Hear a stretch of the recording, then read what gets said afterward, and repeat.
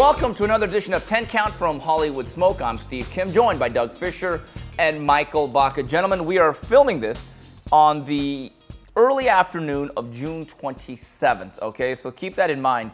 As we speak, we know this. Canelo is fighting Liam Smith September 17th. That is written in stone. We don't know where, but again, details forthcoming. Michael, as it relates to Gennady Golovkin, who's the other half of this equation, we don't know if there's going to be a deal struck with Chris Eubank Jr. With that said, let's think positive. Let's say Loeffler and Eddie Hearn make the deal. Yay or nay on this fight, given the circumstances? Yay, absolutely. One reason is because Eubank's in his prime. He's a very strong fighter.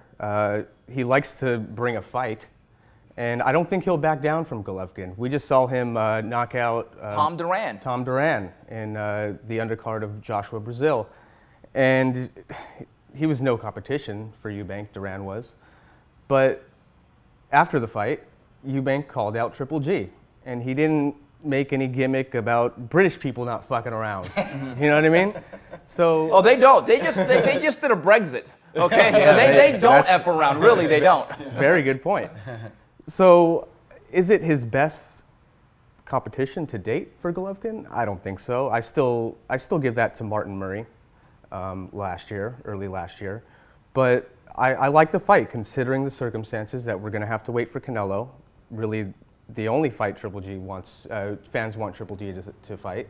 And I'm okay with it. I really like it, and I like that they're willing to go to the UK to take on Eubank. Mm-hmm. It kind of elevates this fight a little bit more, making it in Eubank's hometown. No, I don't think there's any doubt. This is great for his branding and marketing. Doug, are you surprised? You know Eddie Hearn, he likes to wait. He likes to marinate stuff. Do you get the sense that the Eubanks are telling Eddie, we're not here to marinate anything, get us microwave to this fight? Yeah, well, one thing about Chris Eubanks Sr. is that he never lacked for confidence. Audacity. Yeah, I mean, that's the word. He was audacious.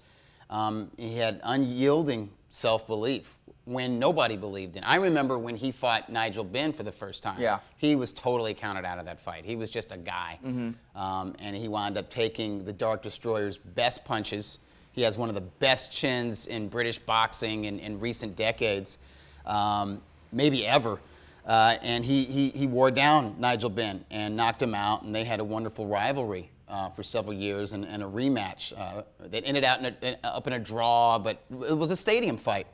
And those were exciting times in British boxing, and British fans are excited about Eubank's son, who seems to have inherited a lot of his father's athleticism, punching power. Eubank could have knocked out a lot more guys than he knocked out when he was fighting, but he was a boxer by nature. His son, Chris Eubank Jr., he seems to like to put the hurt on people. And the knockout of Tom Duran was his 5th consecutive stoppage since a split decision loss against Billy Joe Saunders. And that fight, even though he lost it, he showed me a lot in that fight because I really viewed him as sort of an untested prospect going into that fight against a guy who had a much better, much more extensive amateur career. And a southpaw. Billy Joe Saunders. A tricky style, but a guy who was more proven as a professional as well.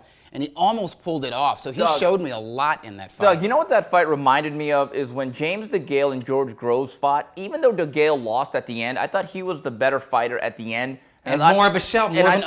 And I thought his ceiling was a little bit higher. Right. And even though Billy Joe Saunders has a belt, I have to tell you, as I told Tom Loeffler last week, the B in BJ stands for bark, not bite. Yeah. I think, to me, part of why the Eubanks want to make this fight now is to show up, to shame Billy Joe Saunders. Oh, absolutely. There's no love lost between those two fighters. But I'll say this about Eubank Jr. I don't think he's 100% ready to face the likes of Gennady Golovkin. Maybe no middleweight is, but I do view him as a legitimate top 10 middleweight contender.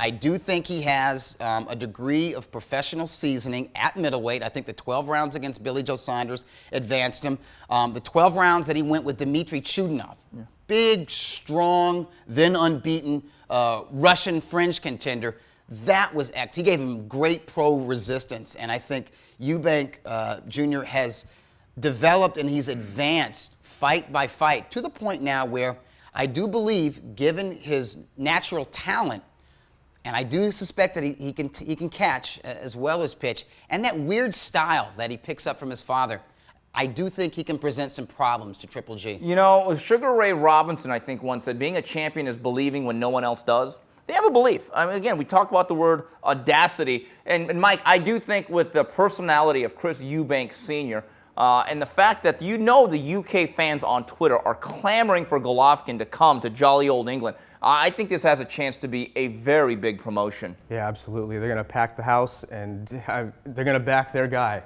But they're there to see Triple G because he hasn't fought in Great Britain. No, yet. he has hasn't. not. That's right, And that's the right. Eubanks British fans are polarizing. Oh, they love him. Eubanks They are love him. polarizing. Yeah, the Eubanks, right. There'll be a lot of Triple G fans as well. And one thing about British fans, they love it when an international star comes to their shores. They really do. Especially in their appreciate it. prime. And Exactly. one thing, looking at the big picture for Gennady Golovkin, Loeffler basically said, we have August 27th or September 3rd. Hopefully this fight happens. Then they plan to come back in December. So they're going to fight 3 times this year. And then talking to Bob Arum, we're going to make the Gilberto Ramirez fight first. Tell you what, now you got a plan. I've always said the one thing that I respected about Gennady Golovkin and Tom Loeffler is they can't control what Golden Boy or Canelo does. Or any what do you do? promoter or any fighter. You have to take Yeah. care of your own business. And I Absolutely. really think here, guys, they are cultivating their own business. Yeah. And we've seen so many times in the past where a really good fighter is waiting for that name fighter, that star And they fighter. stagnate. We saw that with Margarito when he was waiting around for Floyd Mayweather in 2006. We saw that with Amir Khan to a degree when he was waiting around for Mayweather, waiting around for Pacquiao. And he hurt his own career, and he hurt his own career momentum. He hurt himself as a fighter and also himself as a name. And we've seen this time and time again. And one thing I love about Loeffler, K2, and Triple G is that if they don't get that big name, they'll move on. They keep active, and with each fight they get bigger and bigger to the point where sooner or later, with or without these names, they're going to be the man. So there you have it. That's it for this edition of 10 Count. On behalf of Doug Fisher and Mike Baca, this is Steve Kim saying goodbye, everybody.